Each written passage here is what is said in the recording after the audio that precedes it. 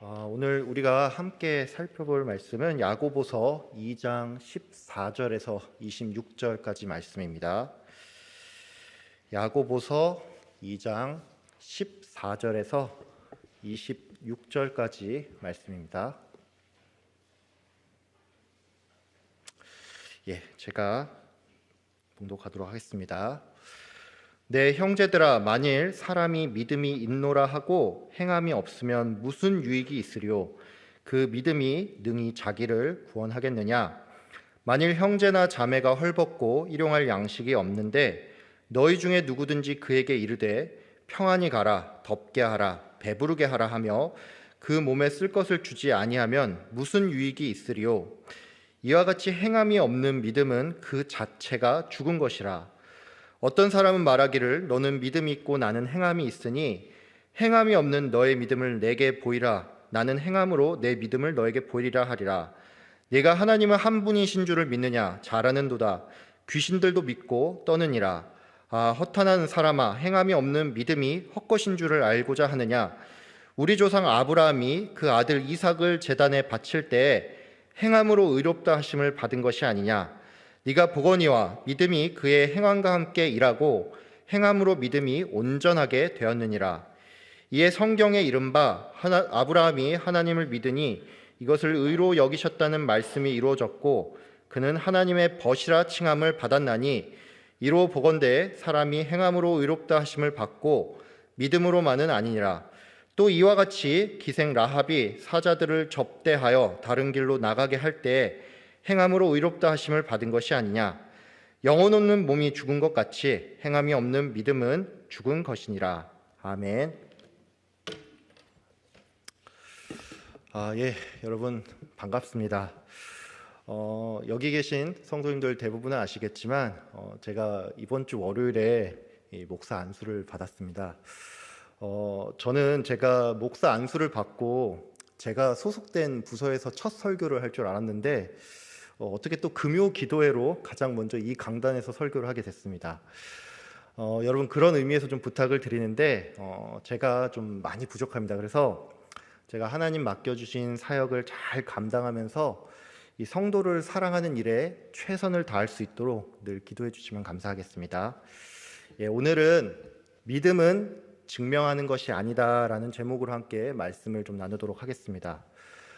제가 영화부에서는 이제 성경을 좀 순차적으로 살펴보고 있는데 이 강단에는 제가 한 번씩 이렇게 서는 관계로 오늘 본문에 앞서서 야고보서의 배경과 이제 전반적인 내용을 먼저 좀 살펴보고 오늘 본문을 좀 보도록 하겠습니다. 여러분도 잘 아시겠지만 야고보서는 공동서신에 들어갑니다. 이 공동서신은 서신의 내용이 어떤 특정 지역 교회나 특정인을 대상으로 한다기보다는 여러 교회들에게 적용되는 메시지와 또 공동의 유익을 가져다 준다는 점에 있어서 공동서신이라고 불립니다. 야고보서의 헬라어 제목은 이아코프 에피스톨레입니다. 이것을 직역을 하면 야고보의 편지입니다. 제목을 통해서 알 수 있는 것처럼 이 편지는 야고보가 쓴 편지인데 문제는 이 야고보가 누군지에 대해서는 약간 이견이 있습니다. 신약에는 대표적으로 3명의 야고보가 있습니다.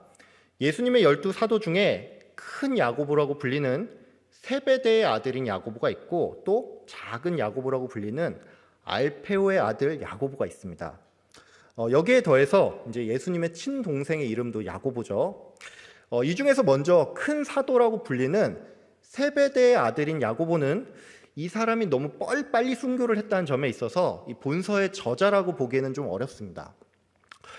근데 제가 이렇게 말씀을 드리면 순교를 빨리 해도 그 전에 미리 편지를 쓸 수 있지 않습니까? 이렇게 여러분이 물어볼 수가 있는데 그렇게 보기에는 이 편지의 내용이 시대적으로 맞지 않는 문제가 있습니다. 여러분들 잘 아시다시피 야고보서는 성도가 어떻게 살아야 하는지 여기에 대한 언급이 많습니다. 근데 이건 바꿔 말해서 이 편지의 내용이 믿지 않는 사람이나 이제 교회를 막 출석한 사람들에게는 그다지 적절하지 않다는 것입니다. 우리는 예수를 모르는 사람들에게 여러분 예수님 믿고 구원받으세요 보통 이렇게 말을 하지 교회 생활을 어떻게 하는지 집사와 장로는 어떻게 선출을 하는지, 성도 간에는 어떻게 지내야 하는지 뭐 이런 것을 구구절절 설명하지 않습니다. 즉 이 말은 예루살렘 교회가 생기기도 전에 순교한 야고보가 이런 내용의 편지를 적었다는 것은 시대적으로 맞지 않다는 것입니다. 이제 두 번째로 알페오의 아들인 야고보를 좀 보겠습니다. 칼빈은 이 작은 야고보가 야고보서의 저자라고 하는데 이런 견해도 그대로 받기에는 조금 문제가 있습니다.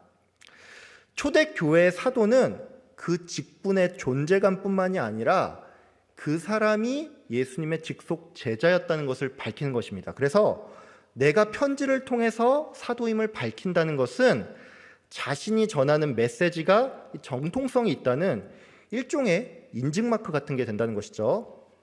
아시는 분도 계시겠지만 이 작은 야고보는 큰 야고보와는 다르게 성경에서 그 행적이 별로 언급되지 않은 사람이었습니다. 이것은 다른 말로 이 사람의 존재감이 좀 미미했다는 것이죠.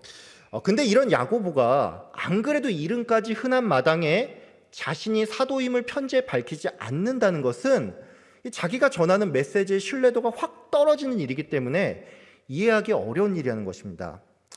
그래서 이 편지의 저자는 작은 야고보로 보기도 역시나 어렵다는 것이죠. 결론적으로 이 편지는 예수님의 친동생인 야고보가 썼다고 보는 게 가장 적절합니다.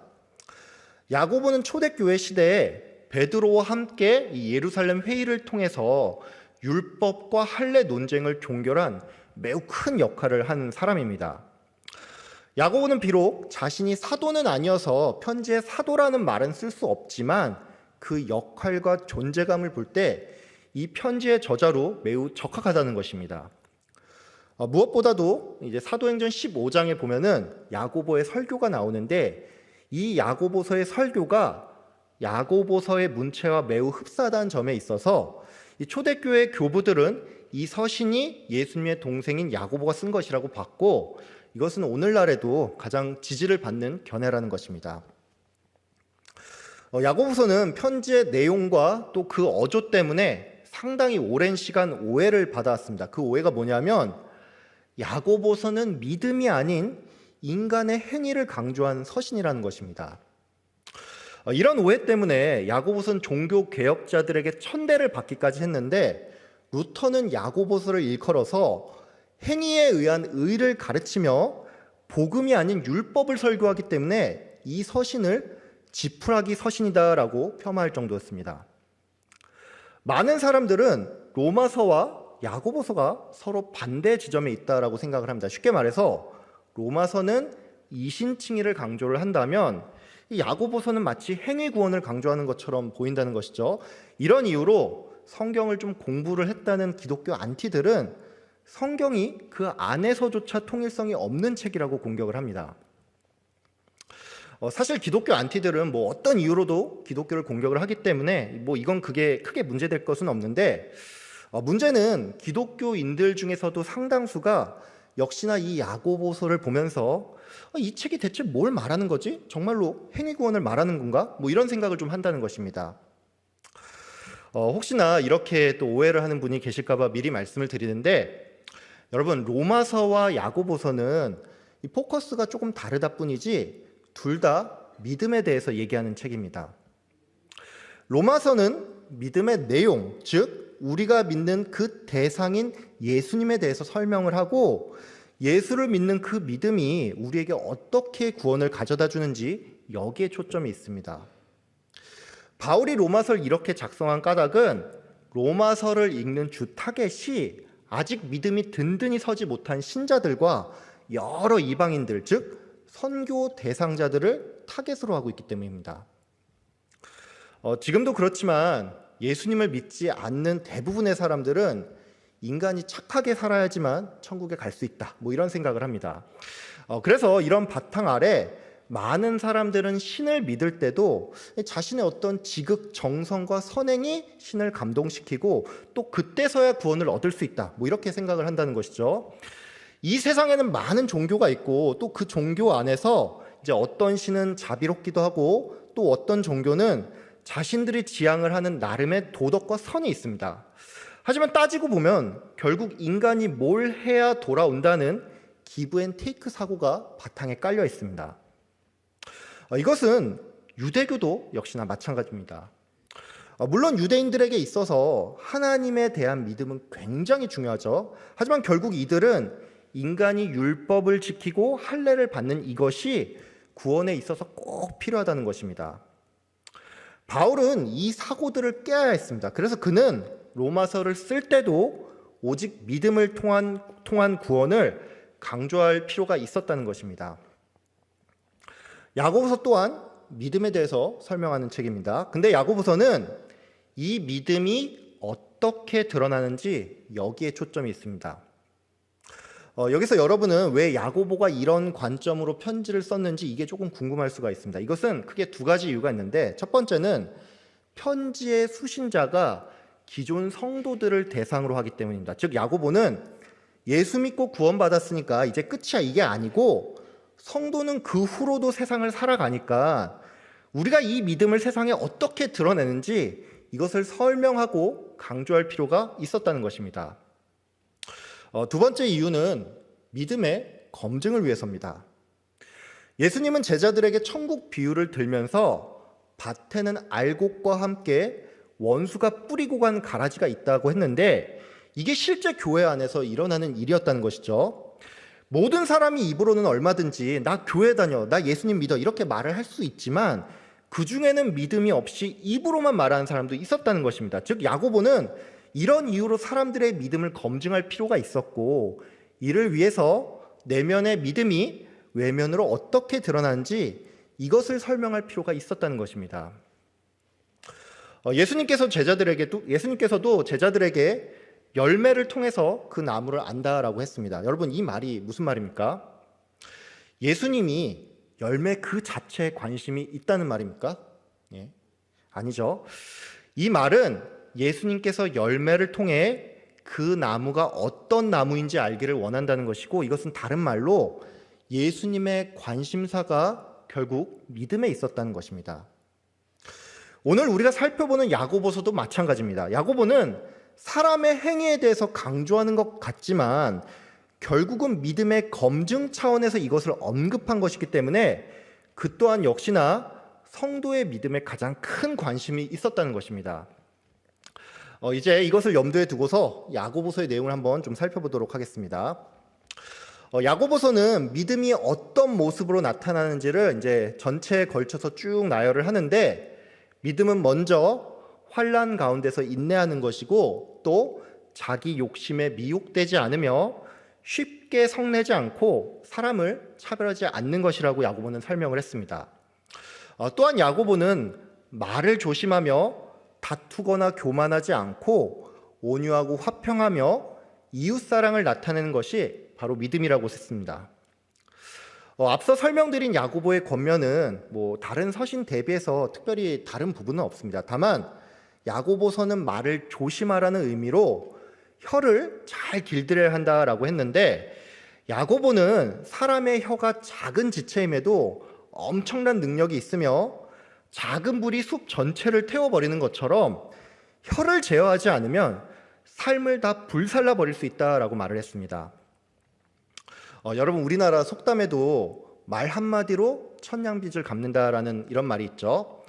이것은 말 한마디의 위력이 얼마나 대단한 건지를 말하는데, 이것은 바꿔 말해서 우리가 말을 잘못하면 부정적인 의미로 굉장히 큰 위력을 발휘할 수 있다는 것입니다. 여러분들 중에 이제 교회를 오래 다닌 분들일수록 잘 알 텐데, 이 교회라는 곳은 정말로 말이 많이 도는 공간입니다. 그래서 교회를 시험 들게 하는 분들은 대체로 말을 좀 함부로 하는 특징이 있습니다. 근데 제가 이렇게 말씀을 드리면 그래 그런 사람 있지 이렇게 생각을 하면서 나는 여기에 해당이 되지 않는다고 생각을 할 수가 있는데, 여러분, 이 말을 조심해야 한다는 것은 우리 모두에게 해당이 됩니다.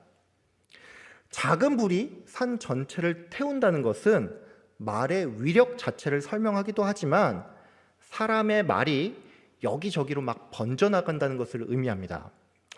이것은 바꿔 말해서 나의 말 한마디 때문에 교회 전체가 어려워질 수도 있다는 것입니다. 여러분, 생각해 보면 알 수가 있지만 교회는 그래도 사회랑은 달라서 소위 말해 이 사람들 면전 앞에서 함부로 막말을 하는 사람은 거의 없습니다. 그렇기 때문에 교회를 분란시키고 어지럽히게 하는 말은 꼭 누가 어떤 거친 욕설을 한다는 그런 게 아니라 사람들끼리 모여서 은근하게 남의 뒷말을 하는 이것이 교회에 큰 어려움을 가져다 줄 수 있다는 것입니다. 여러분, 그런 의미에서 교회 안에서 어떤 사람에 대해서 얘기할 때는 좋은 의도로만 말을 하시고, 혹시 누군가가 어떤 사람에게 대해서 뒷말을 하면 전달을 하지 말고 그냥 한 귀로 흘리길 바랍니다. 그리고 여러분, 또 하나 당부드리는 것은 뒷말하는 사람들을 보면서 어우 저 사람 왜 저래 이러면서 정죄하지 마시고 얼마나 답답하면 저럴까 이렇게 생각을 하면서 속으로 좀 기도해 주십시오. 습관적으로 남을 뒷담화하는 사람이라면 모를까 대부분은 뭔가 답답하고 억울하니까 그러는 겁니다. 여러분, 전도서에 보면 이런 말이 나옵니다. 사람들이 하는 모든 말에 너의 마음을 두지 말라. 그리하면 너의 종이 너를 저주하는 것을 듣지 아니하리라. 너도 가끔 사람을 저주하였다는 것을 네 마음도 알고 있느니라. 여러분, 털어서 먼지 안 나는 사람 없습니다. 남을 함부로 정죄하지 않는 여러분 되길 바랍니다. 제가 앞서서 야고보서가 이 믿음의 여러 모습들을 쭉 나열한다고 말씀을 드렸죠. 오늘 우리가 읽은 본문 2장은 이것들을 배경으로 해서 이 권면들을 행함으로 그 믿음을 드러내라고 말을 하는데, 야고보는 행함이 없는 믿음은 죽은 믿음이며 행함 없는 믿음은 구원에 이르지 못한다고까지 말을 했습니다. 야고보는 어떤 형제 자매가 헐벗고 그날 먹을 음식도 없는데 옷을 좀 입으세요, 뭘 좀 먹으세요 이렇게 말만 하고 아무것도 제공을 하지 않는다면 이게 과연 정말 믿음이겠느냐 이렇게 반문했습니다.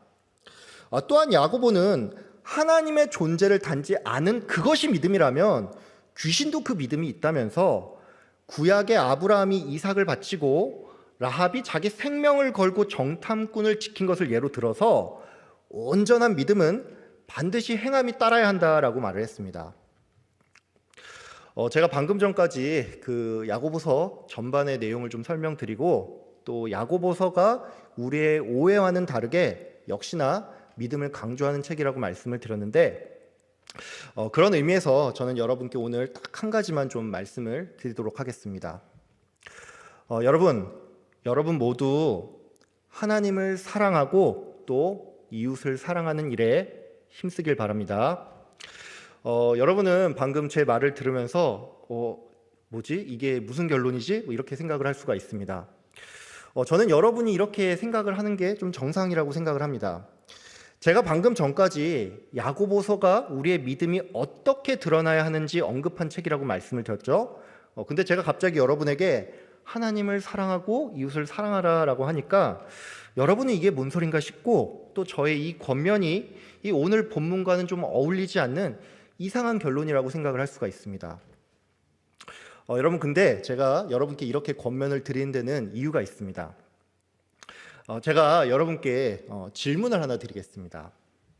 여러분은 오늘 이 야고보서의 본문을 읽으면서 어떤 교훈을 얻을 수가 있습니까? 여러분 나중에 시간이 나시면 이 오늘 본문과 관련된 설교들을 좀 찾아보십시오. 그러면 많은 설교가 이 야고보서 본문은 결코 행위 구원을 주장하는 게 아니고 믿음과 행위는 원인과 결과이지 서로 분리해서 보면 안 된다, 이런 것을 설명하는데 그 포커스가 맞춰져 있다는 것을 알 수 있습니다. 여러분, 저 또한 설교 초반에 말씀을 드렸지만 이것은 맞는 말입니다. 근데 여러분, 여기에 포커스를 맞추다 보면 약간 풀리지 않는 문제가 있습니다. 그 문제가 뭐냐면 이 본문의 오해를 푸는데 대부분의 시간을 할애하다가 보면 정작 우리가 이 본문을 통해서 얻을 수 있는 메시지가 별로 없다는 것입니다. 즉 이 말은 야고보서의 문체는 분명히 실천적인 행동을 아주 강하게 요청을 하고 있는데 우리는 우리의 신학 안에서 일종의 오해를 풀기 위해서 야고보가 강조하는 내용을 또 너무나 축소시킨다는 것입니다. 여러분, 우리는 그러면 이 문제를 어떻게 해결해야 할까요? 어떤 분들은 특별히 인간의 실천을 좀 강조하는 교단 쪽에서는 이 문제를 해결하기 위해서 이 과거 한국교회의 부흥 시기에는 로마서의 신학이 필요했지만 지금은 시대가 바뀌어서 내 행동으로 증명을 해야 하기 때문에 이제 야고보서가 중요해졌다. 뭐 이런 말을 하기도 합니다. 여러분, 이 말은 굉장히 설득력이 있어 보이지만 사실 이것은 결국 야고보서의 그 논쟁의 원점으로 돌아가는 것입니다. 대체로 이렇게 말씀하는 분들은 자신의 권면이 이 인간의 행위를 너무 강조한다는 느낌을 주지 않기 위해서 보통 이런 단서 조항을 답니다. 예를 들면 이런 거죠. 성도로서 착한 행실을 하고 믿음으로 선행을 베풀라는 것입니다. 근데 여러분, 이건 엄밀히 말해서 그냥 윤리적인 권면 그 이상도 그 이하도 아닙니다. 왜냐하면 이런 권면들은 성도라는 말을 빼고 또 믿음으로라는 말을 빼도 결국 전하는 바가 똑같기 때문입니다. 잠깐 여담인데 저 또한 오늘 이 본문을 준비를 하면서 이 설교의 적용으로 이런저런 실천적인 권면을 적고 또 설교 제목을 믿음은 형용사가 아닌 동사이다 뭐 이렇게 정했거든요. 근데 내용을 보니까 결국엔 저도 윤리를 말하고 있더라고요. 여러분, 이런 설교는 앞에서는 행위 구원이 아니라고 하면서 결국 뒤에 가서는 내 믿음을 증명하기 위해 나의 의지와 행위가 중요하다, 이렇게 한 입으로 두말하는 설교입니다.